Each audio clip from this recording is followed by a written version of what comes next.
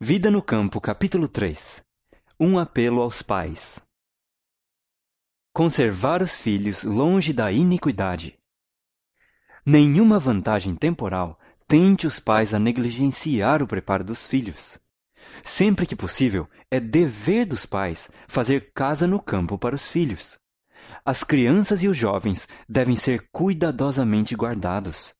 Devem ser conservados, afastados dos focos da iniquidade que se encontram em nossas cidades.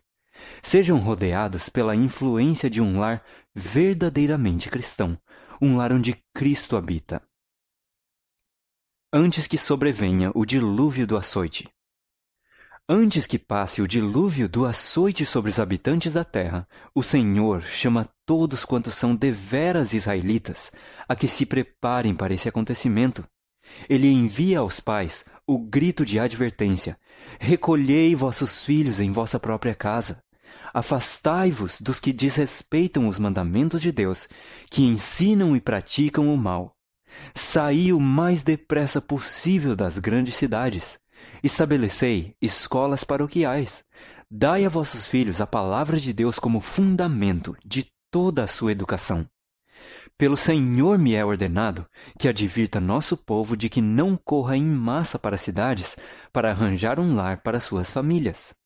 Aos pais e às mães é-me ordenado dizer: não deixeis de transmitir aos vossos filhos vosso sistema de vida. A salvação dos filhos ou o conforto. Não mais sejam os filhos expostos às tentações das cidades maduras para a destruição. O Senhor tem nos enviado advertência e conselho para que saiamos das cidades. Então não façamos mais investimentos nas cidades. Pais e mães, como apreciais a alma de vossos filhos? Estais preparando os membros de vossas famílias para a transladação para as cortes celestiais? Vós os estáis preparando para se tornarem membros da família real, filhos do Rei Celestial? Que aproveita ao homem ganhar o mundo inteiro se perder a sua alma? Como se compararão a facilidade, o conforto e a conveniência com o valor da alma de vossos filhos? Lugares retirados, onde obter as qualidades cristãs. Não há uma família em 100 que se tenha beneficiado física, mental ou espiritualmente por residir na cidade. Fé, amor, esperança, felicidade podem ser muito melhor alcançados em lugares afastados, onde haja campos, montanhas e árvores.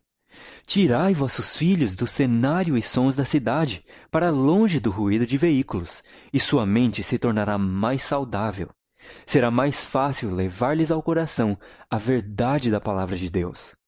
Enviai os filhos para as escolas situadas na cidade, onde todo aspecto de tentações está à espera para atraí-los e desmoralizá-los, e a tarefa de edificar o caráter será 10 vezes mais árdua para os pais e os filhos. O refúgio de lugares no campo. Compreendam os pais que o preparo dos filhos é uma obra importante na salvação de almas. Em lugares campestres, encontrar-se-á exercício abundante e útil ao fazerem-se as coisas que precisam ser feitas e que darão saúde física por desenvolverem os nervos e os músculos. Sair das cidades é minha mensagem para a educação de nossos filhos. Deus deu aos nossos primeiros pais os meios da verdadeira educação, quando lhes ensinou o cultivo do solo e a cuidar de seu lar no jardim.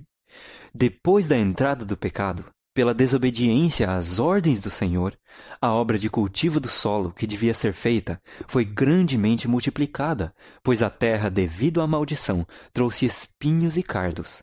Mas o trabalho em si mesmo não foi dado por causa do pecado. O grande mestre abençoou, ele mesmo, a obra de cultivo do solo. Como nos dias de Noé. É propósito de Satanás atrair os homens e mulheres para as cidades, e para alcançar seu objetivo, inventa toda sorte de novidades e divertimentos, toda espécie de provocação. E as cidades da terra hoje vão se tornando como as cidades de antes do dilúvio.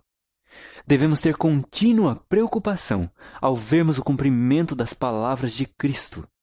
E como foi nos dias de Noé, assim será também a vinda do Filho do Homem. Mateus 24:37. Nos dias anteriores ao dilúvio, inventou-se toda sorte de divertimentos para levar homens e mulheres à negligência e ao pecado.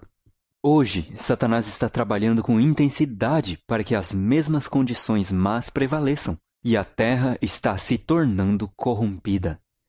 Pouco será respeitada a liberdade religiosa por professos cristãos, pois muitos deles nenhuma compreensão têm das coisas espirituais. Não podemos deixar de ver que o fim do mundo está prestes a vir. Satanás está operando sobre a mente de homens e mulheres, e muitos parecem estar cheios do desejo de divertimento e agitação. Como nos dias de Noé, toda espécie de mal está se multiplicando. O divórcio e o casamento estão na ordem do dia. Num tempo como este, o povo que procura guardar os mandamentos de Deus deve procurar lugares afastados, longe das cidades. Não é privação. Quem será advertido? Outra vez dizemos, saí das cidades. Não considereis uma grande privação terdes de ir para as colinas e montanhas, mas buscai esse retiro, onde podereis estar sozinhos com Deus, para aprender sua vontade e seu caminho. Insisto com o nosso povo para tornar o trabalho de sua vida procurar a espiritualidade. Cristo está à porta. Por esse motivo é que digo ao nosso povo, não considereis uma privação serdes convidados a abandonar as cidades e mudar-vos para as zonas rurais. Aí ricas bênçãos aguardam aos que delas se quiserem apoderar.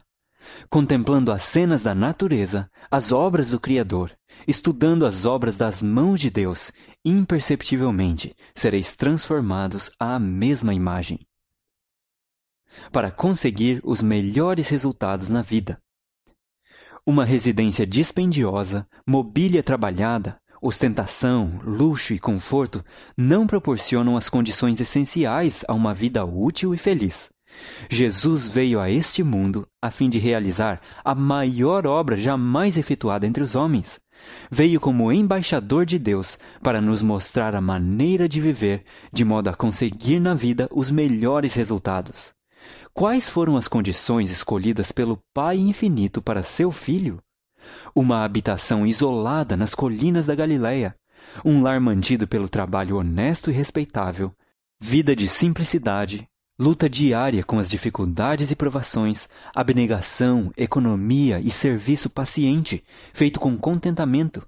A hora de estudo ao pé de sua mãe, com o rolo aberto das Escrituras, a serenidade da alvorada ou o crepúsculo no verdor do vale, o sagrado ministério da natureza, o estudo da criação e da providência, a comunhão da alma com Deus, tais foram as condições e oportunidades dos primeiros anos de vida de Jesus. A herança campestre de homens nobres. O mesmo acontece com a maioria dos melhores e mais nobres homens de todos os séculos. Lede a história de Abraão, Jacó, José, Moisés, Davi e Eliseu. Estudai a vida dos homens de épocas posteriores, que mais honrosamente ocuparam posições de confiança e responsabilidade, homens cuja influência foi mais eficaz no reerguimento do mundo. Quantos deles não foram criados num lar campestre? Pouco conheciam de luxo. Não gastaram o tempo da juventude em diversões. Muitos deles foram obrigados a lutar com a pobreza e privações. Aprenderam primeiramente a trabalhar, e sua vida ativa ao ar livre deu-lhes elasticidade e vigor a todas as faculdades. Forçados a contar unicamente com os próprios recursos, aprenderam a combater as dificuldades, a vencer os obstáculos e adquirirem ânimo e perseverança. Abrigados, por assim dizer, das más companhias, satisfaziam-se com os prazeres naturais, com uma camaradagem sã. Eram simples nos gostos e de hábitos moderados. Regiam-se por princípios e cresciam puros, robustos e leais. Ao terem que dedicar-se a um meio de vida, levavam para esse trabalho vigor físico e mental, boa disposição de espírito, capacidade de conceber e executar planos e firmeza para resistir ao mal, o que os tornava no mundo uma força positiva para o bem. Melhor do que a riqueza. A melhor de todas as heranças que podeis legar a vossos filhos é o dom de um corpo sadio, mente sã e caráter nobre. Os que compreendem o que constitui o verdadeiro êxito da vida serão sábios em boa hora. Ao escolherem um lar, terão em vista os bens mais preciosos da vida. Em vez de morar onde só se podem ver as obras dos homens, onde o que se vê e ouve frequentemente sugere pensamentos maus, onde a balbúrdia e a confusão produzem fadiga e desassossego, ide para um lugar onde possais contemplar as obras de Deus. Buscai tranquilidade de espírito na beleza, quietude e paz da natureza. Descanse o olhar nos campos verdejantes, nos bosques e colinas. Erguei os olhos ao céu azul, não obscurecido pelo pó e fumaça das cidades, e aspirai o ar celeste e revigorador. Ide para um lugar onde, separados das diversões e extravagâncias da vida da cidade, possais ser companheiros para vossos filhos, ensinando-os a conhecer a Deus mediante suas obras e preparando-os para uma vida íntegra e útil. Benefícios da vida ativa ao ar livre. Seria bom para vós pordes de lado os cuidados que vos deixam perplexos e procurardes um retiro no campo, onde não há uma influência tão forte para corromper a moral dos jovens. Verdade é que nunca estaríeis inteiramente livre dos aborrecimentos e embaraçadores cuidados do campo, mas ali evitaríeis muitos males e fecharíeis a porta a um dilúvio de tentações que ameaçam dominar a mente de vossos filhos. Eles precisam de ocupação e variação. A monotonia do seu lar torna-os desassossegados e impertinentes, e têm contraído o hábito de se misturarem com os meninos viciados da cidade, obtendo assim uma educação de rua. Morar no campo ser-lhes-ia muito benéfico. A vida ativa ao ar livre desenvolveria tanto a saúde da mente como a do corpo. Eles deveriam ter um jardim para cultivar, onde pudessem encontrar entretenimento e ocupação útil. O arranjo de plantas e flores contribui para o desenvolvimento do gosto e do juízo, ao mesmo tempo que a familiarização com as úteis e belas criações divinas exerce sobre a mente uma influência aperfeiçoadora e enobrecedora, dirigindo-a para o Autor e Senhor de tudo. Não esperar milagres para desfazer os erros. Olho para estas flores e cada vez que as vejo penso no Éden. São uma expressão do amor de Deus por nós. Assim nos dá Ele, neste mundo, uma pequena prova do Éden. Quer que nos deleitemos nas belas coisas de sua criação e que nelas vejamos uma expressão do que Ele deseja fazer em nosso favor. Ele quer que vivamos num lugar em que possamos ter bastante espaço. Seu povo não se deve apinhar nas cidades. Quer que eles tirem sua família das cidades, para que melhor se possam preparar para a vida eterna. Dentro em breve terão de abandonar as cidades. Essas cidades estão repletas de toda espécie de iniquidade, com conflitos e assassínios e suicídios. Satanás está nelas, controlando os homens em sua obra de destruição. Sob sua influência matam pelo gosto de matar, e isso farão cada vez mais. Se nós mesmos nos colocamos sob influências objetáveis, poderemos esperar que Deus opere um milagre para desfazer os resultados de nossa atitude errada? De maneira nenhuma.